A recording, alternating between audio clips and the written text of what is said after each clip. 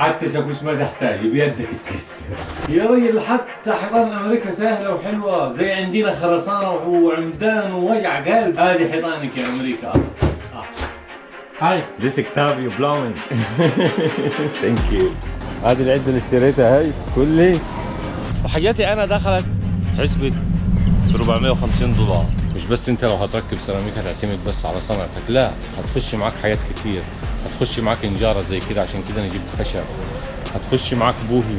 الصناعات هني اوسي تاكل دماغك. شيل يا عمد على كتفك وتوكل على الله. النهارده ان شاء الله بداية عملنا في شغل الكونستراكشن او المعمار. معانا حمامين كده باذن الله هنكسروهم ونبدلوا السيراميك بتاعهم. يلا بيني نتوكل على الله ونبداوا نطلق رحلتنا دي مع السيراميك.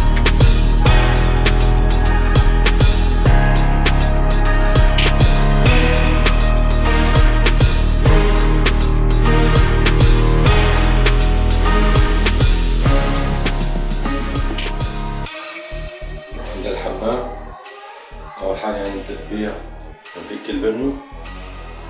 نفك البانيو دي بعد كده هنكسر الحيطان كله لان كله ده هيتغير. البانيو يتفك كله والحيطان دي هتتفك كلها تتكسر عشان هيركب للسقف. هنفك الكرسي ونفك المسؤوليات ونكسر الارضيه وده يتشال وهالشرفة. وده شكل الحمام قبل البداية. أحلى حاجة هني إنه يعني كل حاجة قريبة عليك، مثلا احتجت أي حاجة في أي وقت مفيش 10 دقايق تكون واصل المكان اللي أنت محتاجه. فالهم دي بتقريب من شغلي حوالي 15 دقيقة. وده المفتاح اللي كنت جاي محتاجه عشان أفك بيه البانيو. طبعا هنا يا جماعة أمريكي، يعني أنا صناعي سيراميك، بس لازم تبقى عارف كل حاجة، مش بس سيراميك، تشتغل سباكة، تشتغل نجار، مع انه المفروض تخصص يعني، بس نظام البلد دي زي كده. هذه العدة اللي اشتريتها هاي كلي. ودي شنطة برضه جبتها صراحة عشان الأغراض بتاعتي كل شوية يلعبوا فيها الأولاد في البيت، فجبت الوحش دينك عشان هي أخلي كل حاجتي فيه. وحاجاتي أنا دخلت حسبة $450 وعدات، بس مش مشكلة يعني، عادي مش هتخسر، لأن العدة روحك في الشغل.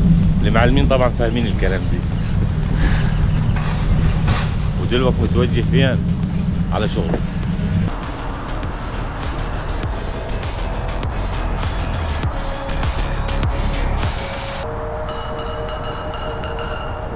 اول حاجة واهم حاجة تهتم به نظافة مكانك. وقبل ما تبدأ اي حاجة في الارض تفرش الارض كلها زي ما هتشوف دلوقتي. النظافة.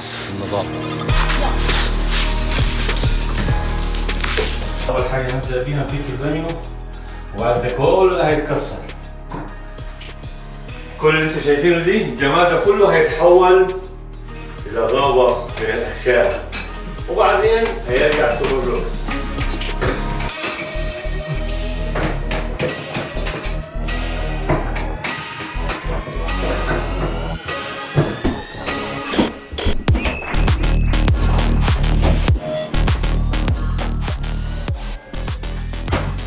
حتى شاكوش ما تحتاج بيدك تكسر.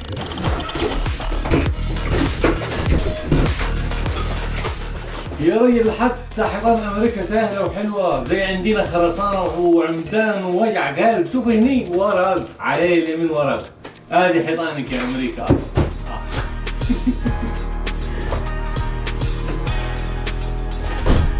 الو الو الو، والنبي لا تقول الو. كيف راح فين الواد دي؟ تعال يا ولد، تعال، ده انت دورك غازي معاي. بعد كده بعد ما يخلص التكسير وتنظف وكل حاجه تتنظف ونشيكوا على السبورت دي، الخشب كلها تشيك عليه. طبعا المفروض المسافات ما بين الخشب دي، طبعا البيت ده قديم معمول من زمان، المفروض كل ما بين سبورت وسبورت يبقى فيه 16 انش. بس احنا هنشوفه يعني الاماكن اللي هتحتاج، يعني هنا ممكن احتاج واحد، هنا برضه هحتاج واحد، يعني اثنين مش كتير يعني. وبعد كده شيك عليها ووزنها وشوف ايه دنيتها. بعد كده يجي اياه السمنت بورد نكسوها بيه. بعد كده يجي الجارد اللي هو الووتر بروف اللي هو ضد الميه، بعد كده يجي الماده والسيراميك. طبعا لسه بس عندنا الارض هنا هتتنضف وتتظبط، وهيجي بانيو جديد ويركب فيه، وربنا يساعدنا ان شاء الله. رايح للهوم ديبو تاني يوم من هردي. طبعا في واحد هيقول لي طب ليه رايح الهوم ديبو؟ ما انت امبارح كنت هني. بص ابو الصحاب او بص يا جماعي، دائما وابدا عود نفسك انه شغل الكونستراكشن او المعمار دائما تقابلك حاجات في الشغل، تصادفك حاجات جديده، فمضطر تجيب حاجات ليه. فانا امبارح شفت السبورت اللي موجود في الحمام مش كويس، فالنهارده راح اجيب سبورت 20x4 عشان ايه ادعم بيه الحمام عشان يبقى 10/10. ولما تخش الهوم ديبو ما تقلقش، يعني كل حاجه موجود جنب اي صنعه. يعني السيراميك هتلاقي حياه السيراميك كامله تلاقيها جنبه مرصوصه، السباكه برضو نفس النظام. ولو حسيت نفسك مثلا مش عارف حاجه او في حاجه مش عارف توصل لها، تسال عادي الكاستمر سيرفيس، هنا يدلوك على كل حاجه. هنا في صنايعيه موجوده في المكان بيساعدوا الناس الصنايعيه اللي بتيجي تشتغل او اللي بتيجي تاخد مواد من هنا. يعني انا كنت هشتغل في الهوم ديبوت بس بعدين صراحه لقيت سعر الساعه رخيص. الحاجات اللي جبت ماكينه عشان اقص صاروخ عشان اقص بيه الخشب، وهذا السبورت اللي هو هيركب في الحمام لان محتاج دعم شوي، ووتر بروف ما يركب برضه في الحمام، وفرش عشان هي الوتر بروف، وسيليكون اهو، ومسامير برضه نفس النظام. طبعا كل انواع المسامير ده للخشب، واللي تحت ده للبورد. الصناعات هني هوسي تاكل دماغك. مش بس انت لو هتركب سيراميك هتعتمد بس على صنعتك، لا، هتخش معاك حاجات كتير. هتخش معاك نجاره زي كده، عشان كده انا جبت خشب. هتخش معاك بوهي، عشان كده انا جبت الفرش والحاجات دي. هيخش معاك بوهي. هوسي والله هوسه، ربنا يعيننا ويساعدنا. بس هي يعني صراحه كل حاجه بفلوس، ما فيش حاجه من غير فلوس، فانت تاخد مقابل. حتى لما تتعب وتحس بتعب ما يفرقش معاك التعب، لانك انت واخد فلوس قصاد الحاجات. وهنشوف الحاجات دي تصرف كام. في منها للزبون وفي منها معدات اللي انا خاصه بي انا يعني. والحاجات اللي اشتريتها الخاصه بي عملوا $115 وامبارح $470.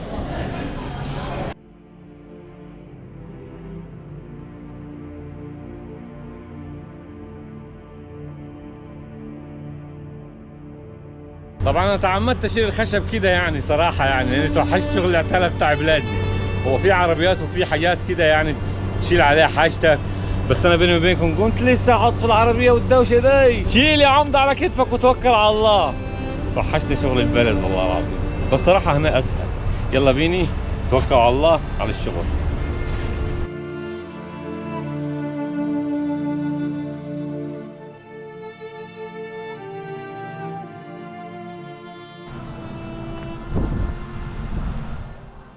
Hi. This Octavio blowing.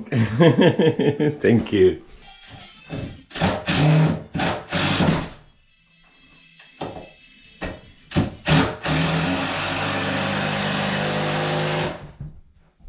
ده طبعا الشغل اللي عامله اكتافيو، ده الشغل الجديد اللي طلبه الكاستمر، لان هو حب يغير الخلاط دي. كان في راكب خلاط هنا قبل دي وشاله وركب خلاط جديد، فيعني السباكه كلها اتغيرت زي ما انتم شايفين، وركب البانيو. طبعا ده اسمنت بورد مع يركب قبل التايل وقبل المادي.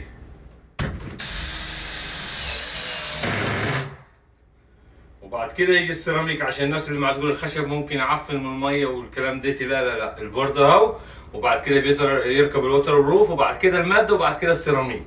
فكل حاجه هي لها مراحل. طبعا ده الاسمنت بورد ركبته امبارح كله دي، وبعد كده عملت له الوتر بروف العازل ضد الميه، يعني ده عازل. والزوايا ركبت لها تيب برضو عازل عشان ما فيش اي ميه تسرب هنا. والشباك ديتي طبعا ده الشامبو والحاجات انا عملته، قصيته كده وظبطته وربعته ولسه هياخد شغل.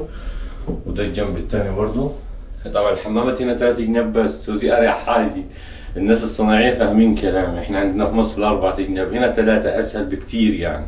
واخيرا بعد عناء شطبنا الحمام تماما زي ما انتم شايفين. افرجكم عليها بعد البورد وبعد الوتر بروف، يعني تشطيب نهائي.